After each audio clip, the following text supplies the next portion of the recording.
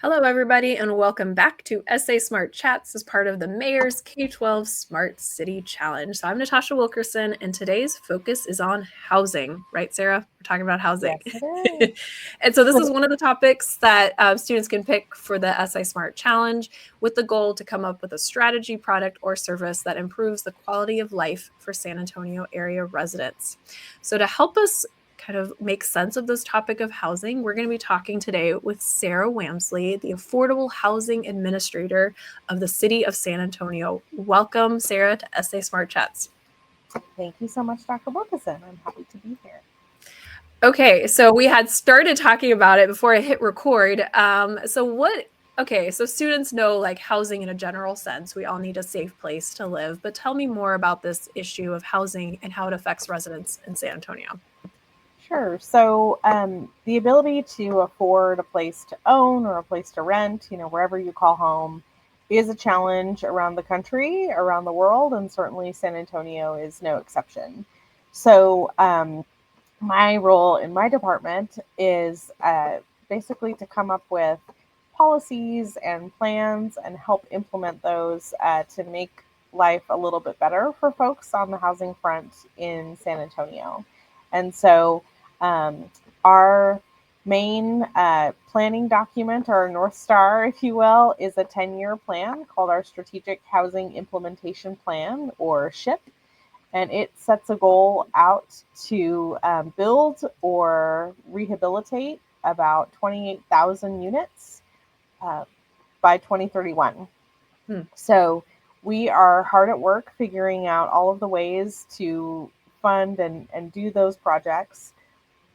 But also, all the folks who live in a rental or a home of their own already, there are plenty of supports that we can do that are not necessarily building a new unit. And so we do provide rental assistance, we provide down payment assistance, and we also do a lot of things just to make development of affordable housing or preservation easier.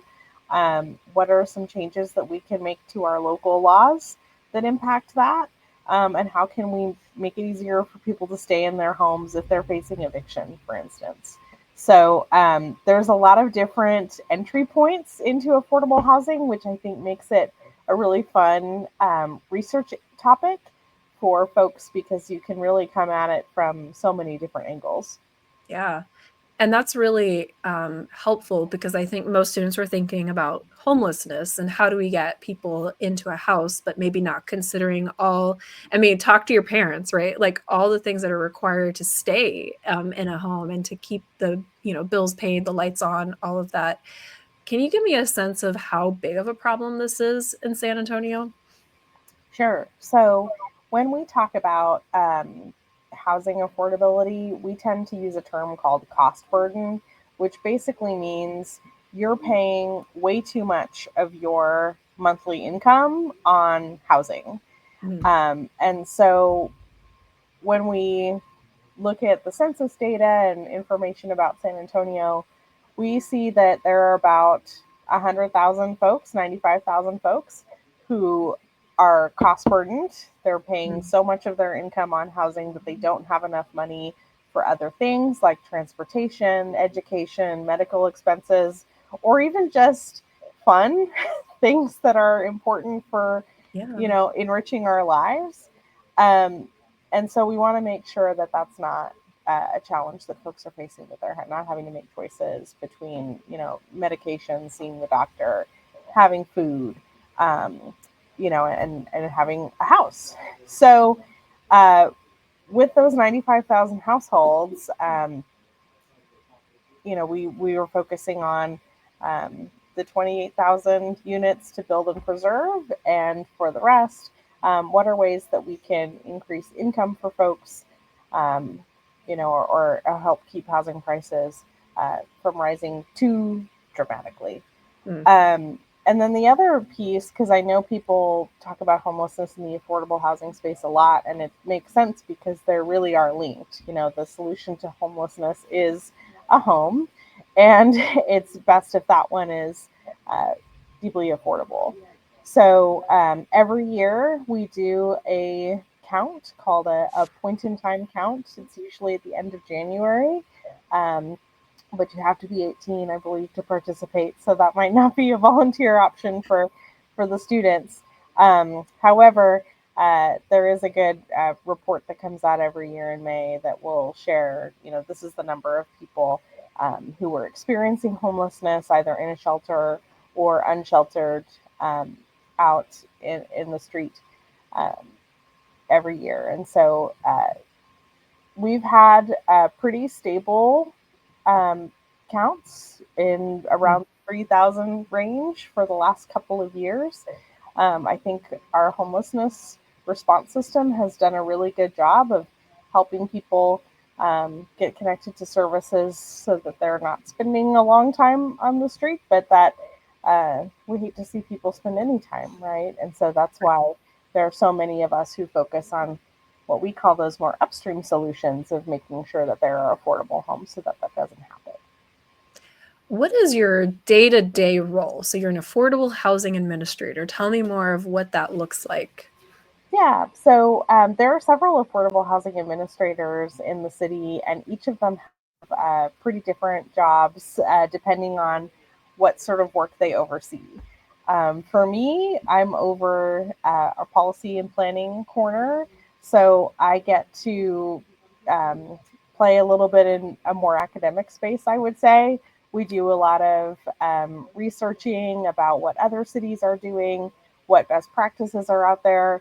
Sometimes we apply for grants to help us fund cool initiatives and projects.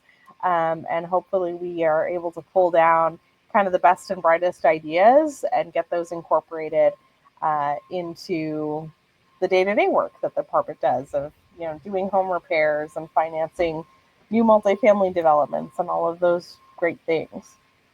What's a cool initiative that you have worked on or maybe want to do? I'll say one that's really cool. It's happening right now. It's very topical. Is our transit-oriented development work.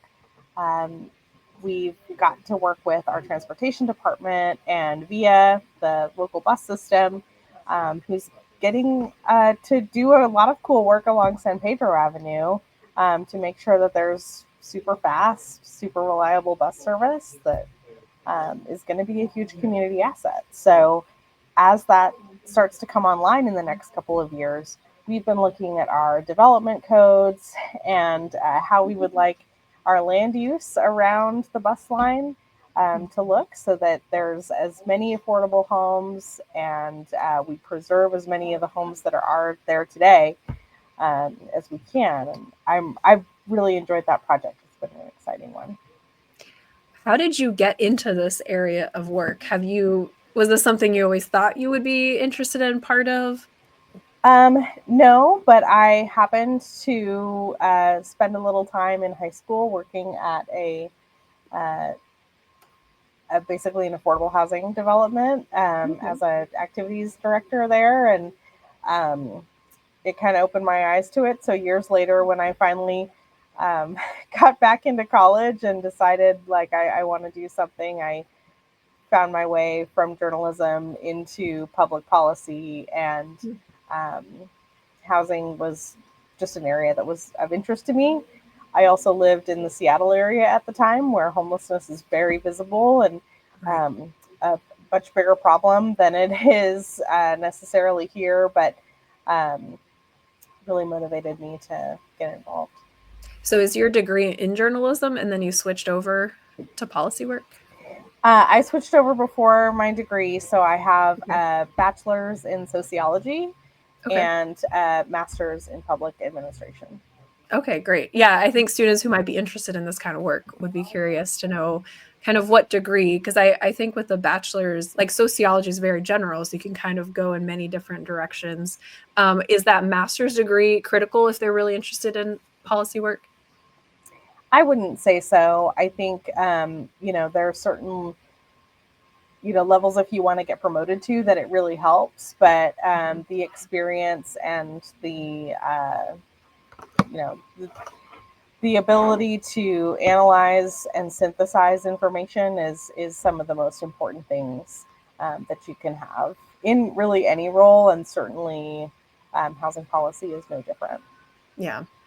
Okay, my last question is, what advice do you have for students who are wanting to tackle this topic of housing? So they're going to start for the competition in January, and maybe they say, okay, housing is it.